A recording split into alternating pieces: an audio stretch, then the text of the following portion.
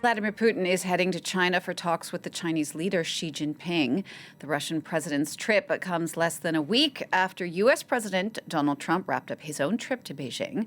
Now, going into the talks, Russia said it had high expectations for Putin's visit. Moscow and Beijing are working to deepen what the Kremlin calls their privileged partnership. Well, we're going to talk more about this with Philip Turle. Now, Philip, let's start with the timing of all of this. Is this just a coincidence that the visit's coming just after Trump's visit, or was it already on the agenda? Let's put it this way, shall we? The relationships between the two countries are different, although Donald Trump would like to portray the relationship between the United States and China as one of equality. But remember that Donald Trump was highly critical of Xi Jinping up until just a short while ago.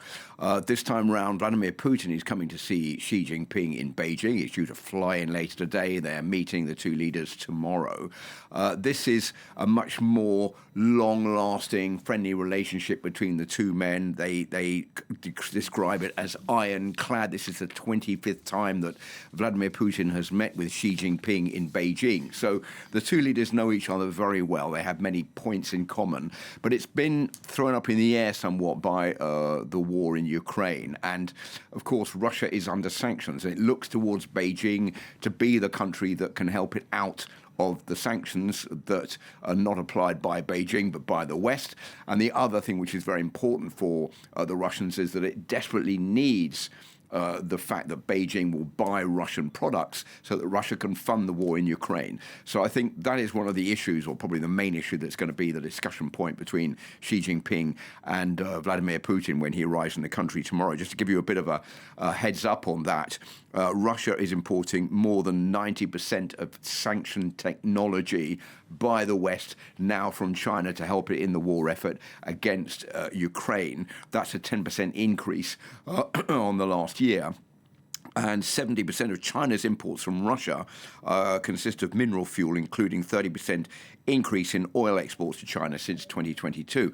One of the things that China is definitely going to be doing is saying, okay, we are bringing in oil from Russia to China. That is something that Russia desperately needs, but we're only going to do this if you can offer us a very decent price. So that is another problem that Vladimir Putin is going to have to deal with. So on paper, it looks like a very close ironclad relationship, but when push comes to shove, China is in a much more domineering position than Russia, which is in a much more frail position than the Chinese one. And you also mentioned these international issues that are going to be on the agenda. Of course, primordial for Russia is its war in Ukraine. Where does China stand considering both that war and the war in Iran? Well, there are differences between the two sides and similarities. I think both Russia and China are standing up for the idea that they are the future of world polarity. They see themselves as the alternative to the domination of the United States and to the West. I think they both have that in common.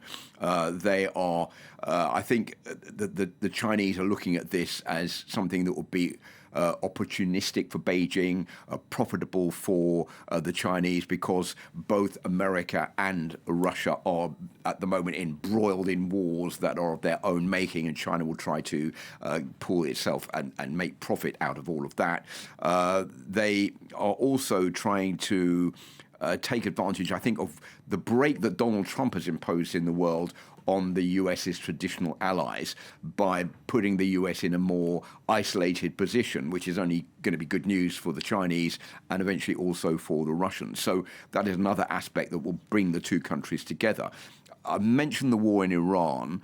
I think that is also important to underline that Beijing is looking at this as probably bad news for Russian oil imports. So that is good for the relationship with the Russians, because Beijing will be looking to take more oil from Russia because it will have difficulty getting oil through the Strait of Hormuz.